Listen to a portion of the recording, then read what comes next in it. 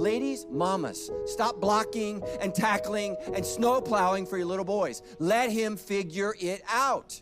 I want to share something that I really had to sit with, you guys. Something that really, really hit me deep. You know, I was raised by my grandmother, and everything was so different because of how she was raised. You know, she did everything around the house. That's just how it was. We didn't really have chores like that, if I'm honest. And if we did, it was only when things got completely out of hand and she just was like, y'all are going to do something around here, you know? So naturally, when I had my son, especially since I had him young at 16, I followed that same pattern. I felt like as a mother, I was supposed to do everything, the cooking, the cleaning, washing his clothes, making sure everything was in order. And I didn't realize that I was actually doing him a disservice.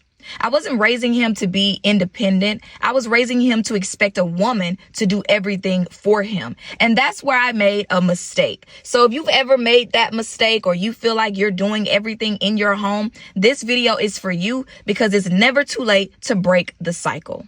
I've talked before about how men harvest energy from women. And as I was journaling, I asked myself, what better way to break that cycle than by raising our boys right? And because this is generational, we as women are taught to take on everything, to carry the entire household. And our boys watch that. They grow up thinking that this is normal, you know, that a woman is supposed to do everything while they sit back and just receive. But no, that's stops here. If you have boys, no matter what age, it's time to set up a home that supports their independence. And let's be real, you guys, we're not raising boys. We're raising men. We're raising husbands. We are raising fathers. And so let's get into exactly how to do it.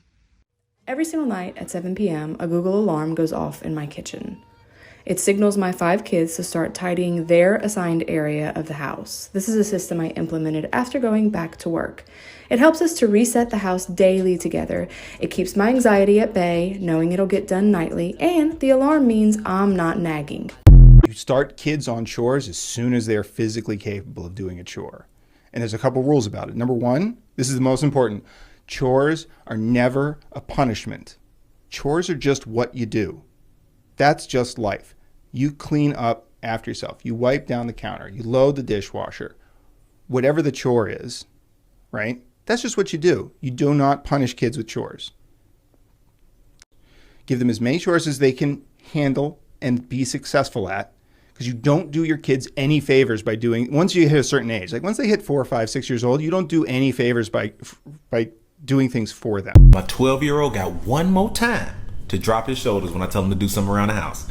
I said, hey, when we get home, I need you to go and take the trash out. Immediately, his shoulders. The hell is you pouting for? You got one chore to take out the trash. You don't clean up your room. You don't clean up your bathroom. You don't do anything else to contribute around the house. All I'm telling you to do is take out the trash, most of which comes from you. But when I say it now, you, well, you know what? Get out. Get out my house. Because why? We coming from the gym that I paid a membership on, going to the house that I paid a mortgage on, with the lights and the gas and everything else, and you can't take out the trash. Well, if you can't take out the trash, you might as well go ahead and be grown then. Be grown. Take your 12-year-old ass outside and figure it out. I'm tired. I'm tired of these kids. It's like, why do I gotta beg you to help out? You got Jordans, you got a PlayStation 5, you got an Xbox Series X. You feel like you don't have to work for nothing. So now you finna have to go learn. You have to be. So if y'all want a 12-year-old, I'm telling you right now, he outside, he waiting on you. Ladies, mamas, stop blocking and tackling and snow plowing for your little boys. Let him figure it out. He needs a challenge. Let your little boy experience some pain. Let him experience some suffering. You don't have to do what my grandpa did and let him touch the electric fence, but you can let him cry a bit. We don't make our kids stronger by solving every problem for them. We let them solve it. We let them figure it out. That's the only way that we man up. And let me tell you something. Some of you guys, you think, oh, God keeps throwing all these lightning bolts at me. No. He's trying to challenge you to step up. He's not trying to make life easy for you.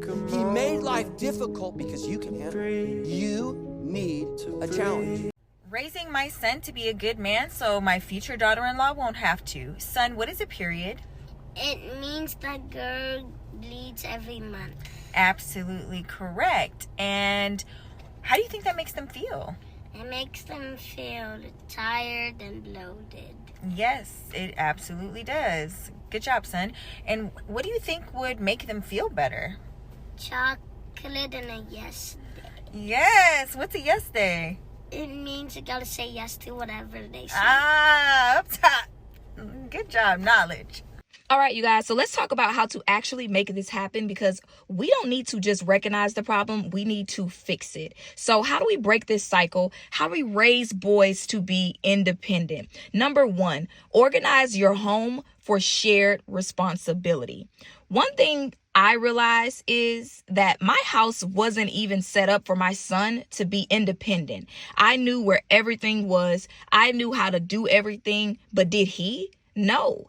And that's where this problem really starts. So label everything, make it easy for them to know where things go. Cleaning supplies, dishes, laundry products, and even the snacks. Create a system that doesn't rely on you. If you're always the one finding things, doing things, managing everything, they'll never, ever, ever step up. Make responsibilities clear, like a chart or a checklist, whatever works for your household.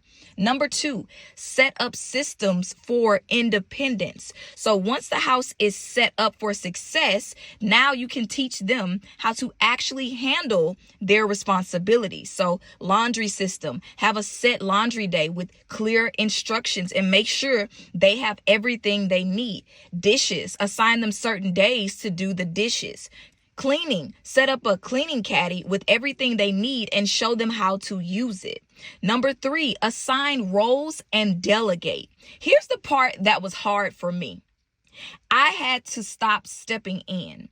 I had to stop doing things for him just because it was easier or faster if I did it myself. And that's the hardest part as a mother, but it's the most necessary, okay? So give them specific roles, not just helping out, but actual responsibilities. And let them do it their way, all right? It won't be perfect at first, and that's okay. Number four, make it fun and make it rewarding. Nobody likes doing chores, okay? Do you like doing chores? Okay, because I don't like doing chores. But that doesn't mean it has to feel like a punishment. I started, incorporating timers and music and even a little reward system. I'm not talking about bribing them or nothing, but reinforcing the idea that when you handle your responsibilities, you get to enjoy the benefits, okay? So timers and music make tasks feel like a game. Small incentives help reinforce the habit. This isn't just about raising boys. It's about reclaiming our power as women. The divine feminine is not about to be out here doing everything. It's about being in a space where you receive, where your energy is protected. And that means setting boundaries and expectations, not just with men, but with our sons. A young boy should be working for the things he wants. He should understand that in order to have the things he desires, he needs to contribute, to put in effort. That's the only way we break this cycle, you guys. So listen, it's never too late to start over. My son is 15 and I'm just now making these changes. But I'm making them because I refuse to keep repeating the same patterns that were passed down to me. So if this spoke to you, if you know you've been carrying too much, if you know you've been doing too much, this is your sign to make the shift. Let's stop raising boys who expect a woman to do everything. Let's start raising men who know how to contribute, who know how to take care of themselves, and how to respect the divine feminine in a way that doesn't drain us. That's the goal. That's the mission. And we're doing it together. And I want y'all to know, I'm not just here talking in this video.